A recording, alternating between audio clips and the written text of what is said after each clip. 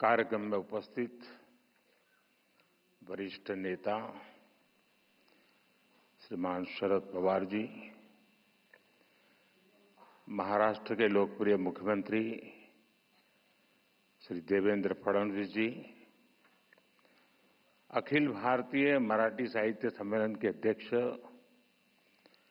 Doctor तारा भवालकर जी, पूर्व अध्यक्ष doctor Ravindra शोभने जी, सभी सदस्यगण, मराठी भाषा के सभी विद्वद्गण और उपस्थित भाइयों और बहनों, अभी डॉक्टर तारा जी का भाषण पूरा हुआ तो मैंने ऐसे ही कहा फार छान।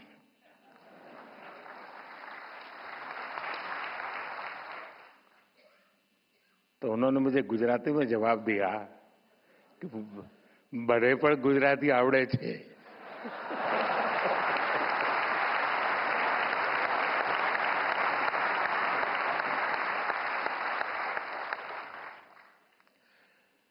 देशाच्या आर्थिक राजधानीच्या राज्यातून देशाच्या राजधानीत आलेल्या सर्व मराठी सारस्वतांना माझा नमस्कार।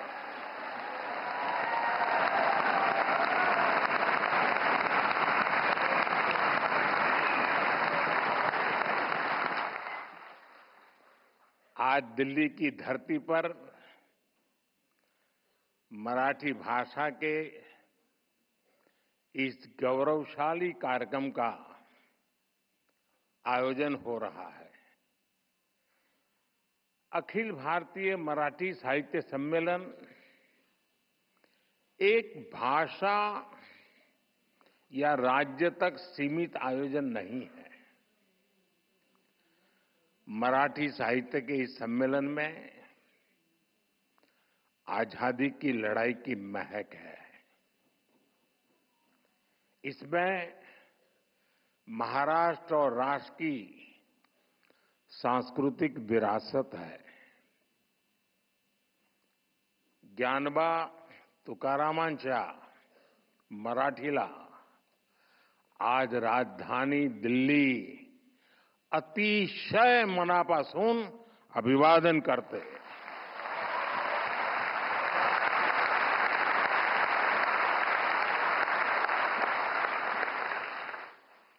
भाइयों बहनों, 1878 में पहले आयोजन से लेकर अब तक अखिल भारतीय मराठी साहित्य सम्मेलन देश की 147 वर्षों की यात्रा का साक्षी रहा है।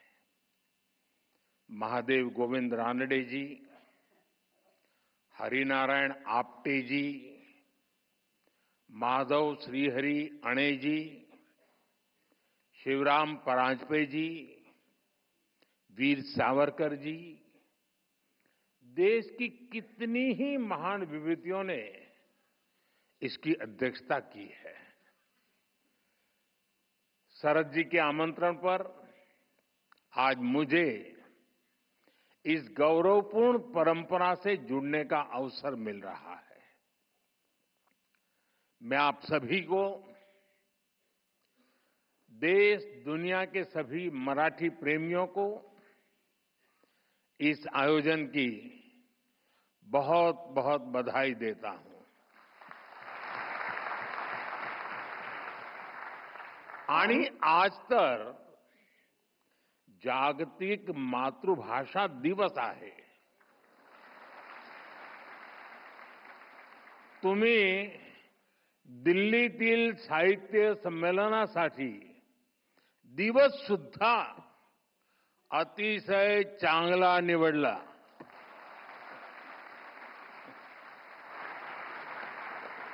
साथियों, मैं जब मराठी के बारे में सोचता हूं तो मुझे संत ज्ञानेश्वर का वचन याद आना बहुत स्वाभाविक है। माझ्या मराठीची बोलू कौतुके, परी अमृता तेही पैजासी जिंके। यानी मराठी भाषा अमृत से भी बढ़कर मीठी है। इसलिए मराठी भाषा और मराठी संस्कृति के प्रति मेरा जो प्रेम है, आप सब उससे भली भांति परिचित है। मैं आप विद्वानों की तरह मराठी में उतना प्रवीण तो नहीं हूं, लेकिन मराठी बोलने का प्रयास, मराठी के नए शब्दों को सीखने की कोशिश मैंने निरंतर की है। साथियों, ये मराठी सम्मेलन एक ऐसे समय हो रहा है जब छत्रपति शिवाजी महाराज के राज्याभिषेक के 350 वर्ष पूरे हुए हैं, जब पुण्य श्लोक अहिल्याबाई होलकर जी की जन्म जयंती के 300 वर्ष हुए हैं, और कुछ ही समय पहले बाबा साहब अंबेडकर के प्रयासों से बने हमारे संविधान ने भी अपने 75 वर्ष पूरे किए हैं। साथियों, आज हम इस बात पर भी गर्व करेंगे कि महाराष्ट्र की धरती पर मराठी भाषी एक महापुरुष ने 100 वर्ष पहले राष्ट्रीय स्वयंसेवक संघ का बीज बोया था। आज ये एक वटवृक्ष के रूप में अपना शताब्दी वर्ष मना रहा है। वेद से विवेकानंद तक भारत की महान परंपरा और संस्कृति को नई पीढ़ी तक पहुंचाने का एक संस्कार यज्ञ राष्ट्रीय स्वयंसेवक संघ पिछले 100 वर्ष से चला रहा है। मेरा सौभाग्य है कि मेरे जैसे लाखों लोगों को आरएसएस ने देश के लिए जीने की प्रेरणा दी है, और संघ के ही कारण मुझे मराठी भाषा और मराठी परंपरा से जुड़ने का भी सौभाग्य प्राप्त हुआ। इसी कालखंड में कुछ महीने पहले मराठी भाषा को अभिजात भाषा का दर्जा दिया गया है। देश और दुनिया में 12 करोड़ से ज्यादा मराठी भाषी लोग हैं। मराठी को अभिजात भाषा का दर्जा मिले, इसका करोड़ों मराठी भाषियों को दशकों से इंतजार था। ये काम पूरा करने का अवसर मुझे मिला। मैं इसे अपने जीवन का बड़ा सौभाग्य मानता हूं। माननीय विद्वद्जन, आप जानते हैं, भाषा केवल उसके संवाद का माध्यम पर नहीं होती है। हमारी भाषा हमारी संस्कृति की संवाहक होती है। ये बात सही है कि भाषाएं समाज में जन्म लेती है, लेकिन भाषा समाज के निर्माण में उतनी ही अहम भूमिका निभाती है। हमारी मराठी ने महाराष्ट्र और राष्ट्र के कितने ही मनुष्यों के विचारों को अभिव्यक्ति देकर हमारा सांस्कृतिक निर्माण किया है। इसलिए समर्थ रामदास जी कहते थे, मराठा तीतू का मेळवावा, महाराष्ट्र धर्म वाढवावा, आहे तितके जतन करावे, पुढे आणीक मिळवावे, महाराष्ट्र राज्य करावे. जिकडे तिकडे मराठी एक संपूर्ण भाषा है. इसलिए मराठी में शूरता भी है, वीरता भी है. मराठी में सौंदर्य भी है, संवेदना भी है, समानता भी है, समरसता भी है. इसमें आध्यात्म के स्वर भी है और आधुनिकता की लहर भी है. मराठी में भक्ति भी है, शक्ति भी है और युक्ति भी है. आप देखिए, जब भारत को आध्यात्मिक ऊर्जा की जरूरत हुई तो महाराष्ट्र के महान संतों ने ऋषियों के ज्ञान को मराठी भाषा में सुलभ कराया. संत ज्ञानेश्वर, संत तुकाराम, संत रामदास, संत नामदेव, संत तुकडोजी महाराज, गाडगे बाबा, गोरा कुमार और बहिणाबाई, महाराष्ट्र के कितने ही संतों ने भक्ति आंदोलन के जरिए मराठी भाषा में समाज को नई दिशा दिखाई. आधुनिक समय में भी गजानन दिगंबर माडगुलकर और सुधीर फडके की गीत रामायण ने जो प्रभाव डाला वो हम सब जानते हैं. साथियों, गुलामी के सैकड़ों वर्षों के लंबे कालखंड में मराठी भाषा आक्रांताओं से मुक्ति का भी जयघोष बनी. छत्रपति शिवाजी महाराज, संभाजी महाराज और बाजीराव पेशवा जैसे वीर मराठा वीरों ने दुश्मनों को नाको चने चबाना दिए, उनको मजबूर कर दिया. आजादी की लड़ाई में वासुदेव बलवंत फडके, लोकमान्य तिलक और वीर सावरकर जैसे सेनानियों ने अंग्रेजों की नींद उड़ा दी. उनके इस योगदान में मराठी भाषा और मराठी साहित्य का बहुत बड़ा योगदान था. केसरी और मराठा जैसे समाचार पत्र, कवि गोविंदाग्रज जी की ओजस्वी कविताएं, राम गणेश गडकरी के नाटक, मराठी साहित्य से राष्ट्र प्रेम की जो धारा निकली उसने पूरे देश में आजादी के आंदोलन को सींचने का काम किया. लोकमान्य तिलक ने गीता रहस्य भी मराठी में ही लिखी थी, लेकिन उनकी इस मराठी रचना ने पूरे देश में एक नई ऊर्जा भर दी थी. साथियों, मराठी भाषा और मराठी साहित्य ने समाज के शोषित, वंचित वर्ग के लिए सामाजिक मुक्ति के द्वार खोलने का भी अद्भुत काम किया है. ज्योतिबा फुले, सावित्रीबाई फुले, महर्षि कर्वे, बाबा साहब आंबेडकर, ऐसे कितने ही महान समाज सुधारकों ने मराठी भाषा में नए युग की सोच को सींचने का काम किया था. देश में मराठी भाषा ने बहुत समृद्ध दलित साहित्य भी हमें दिया है.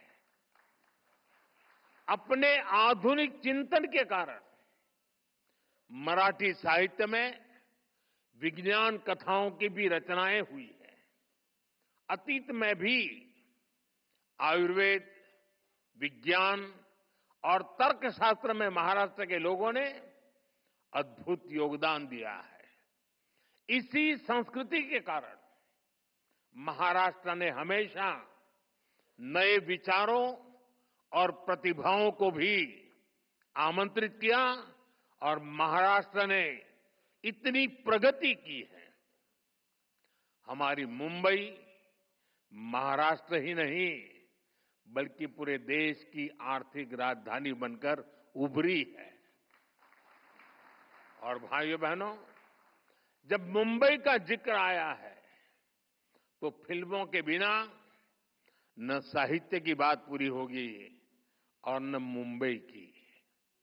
ये महाराष्ट्र और मुंबई ही है जिसने मराठी फिल्मों के साथ साथ हिंदी सिनेमा को ये ऊंचाई दी है। और इन दिनों तो छावा की धूम मची हुई थी।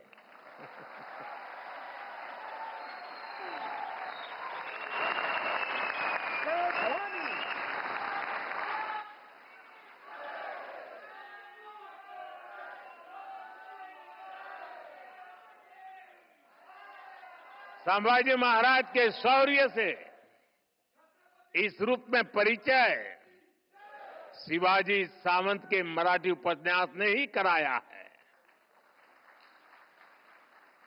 साथियों, कवि केशव सूत का एक पद है,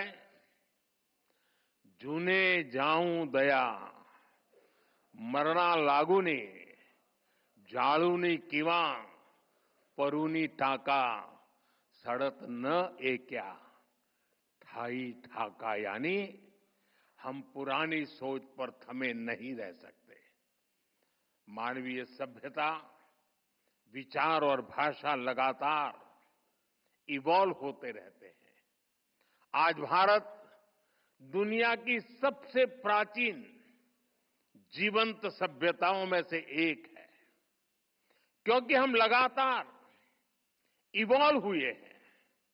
हमने लगातार नए विचारों को जोड़ा है, नए बदलावों का स्वागत किया है। भारत में दुनिया की सबसे बड़ी भाषाई विविधता इसका प्रमाण है। हमारी ये भाषाई विविधता ही हमारी एकता का सबसे बुनियादी आधार भी है। मराठी खुद इसका सबसे बड़ा उदाहरण है, क्योंकि हमारी भाषा उस मां की तरह होती है जो अपने बच्चों को नए से नया, अधिक से अधिक ज्ञान देना चाहती है। मां की तरह ही भाषा भी किसी से भेदभाव नहीं करती। भाषा हर विचार का, हर विकास का आलिंगन करती है। आप जानते हैं, मराठी का जन्म संस्कृत से हुआ है, लेकिन इसमें उतना ही प्रभाव प्राकृत भाषा का भी है। ये पीढ़ी दर पीढ़ी आगे बढ़ी है। इसने मानवीय सोच को और अधिक व्यापक बनाया है। अभी मैंने लोकमान्य तिलक जी की गीता रहस्य का जिक्र किया। गीता रहस्य संस्कृत गीता की व्याख्या है। तिलक जी ने मूल गीता के विचारों को लिया और मराठी बोध से उसे और ज्यादा जन सुलभ बनाया। ज्ञानेश्वरी गीता में भी संस्कृत पर मराठी में टिप्पणी लिखी गई। आज वही ज्ञानेश्वरी देश भर के विद्वानों और संतों के लिए गीता को समझने के लिए एक मानक बन गई है। मराठी ने दूसरी सभी भारतीय भाषाओं से साहित्य को लिया है और बदले में उन भाषाओं को भी समृद्ध किया है। जैसे कि भार्गवराम विठ्ठल बरेकर जैसे मराठी साहित्यकारों ने आनंद मठ जैसी कृतियों का मराठी अनुवाद किया। विंदा करंदीकर, इनकी रचनाएं तो कई भाषाओं में आई। उन्होंने पन्नाधाय, दुर्गावती और रानी पद्मिनी के जीवन को आधार बनाकर रचनाएं लिखी। यानी भारतीय भाषाओं में कभी कोई आपसी वैर नहीं रहा। भाषाओं ने हमेशा एक दूसरे को अपनाया है, एक दूसरे को समृद्ध किया है। साथियों, कई बार जब भाषा के नाम पर भेद डालने की कोशिश की जाती है तो हमारी भाषाओं की साझी विरासत ही उसका सही जवाब देती है। इन भ्रमों से दूर रहकर भाषाओं को समृद्ध करना, उन्हें अपनाना, ये हम सबका सामूहिक दायित्व है। इसलिए आज हम देश की सभी भाषाओं को मेन स्ट्रीम लैंग्वेज के रूप में देख रहे हैं। हम मराठी समेत सभी प्रमुख भाषाओं में शिक्षा को बढ़ावा दे रहे हैं। अब महाराष्ट्र के युवा मराठी में हायर एजुकेशन, इंजीनियरिंग और मेडिकल की पढ़ाई वहां का युवा आसानी से कर सकेंगे। अंग्रेजी न जानने के कारण प्रतिभाओं की उपेक्षा करने वाली सोच को हमने बदल दिया है। साथियों, हम सब कहते हैं कि हमारा साहित्य समाज का दर्पण होता है। साहित्य समाज का पथ प्रदर्शक भी होता है। इसलिए साहित्य सम्मेलन जैसे कार्यक्रमों की, साहित्य जैसे जुड़ी संस्थाओं की देश में बहुत अहम भूमिका होती है। गोविंद रानडे जी, हरिनारायण आप्टे जी, आचार्य अत्रे जी, वीर सावरकर जी, इन महान विभूतियों ने जो आदर्श स्थापित किए, मैं आशा करता हूं अखिल भारतीय मराठी साहित्य महामंडल उन्हें और आगे बढ़ाएगा। 2027 में साहित्य सम्मेलन की इस परंपरा को 150 वर्ष पूरे होंगे और तब 100वां सम्मेलन होगा।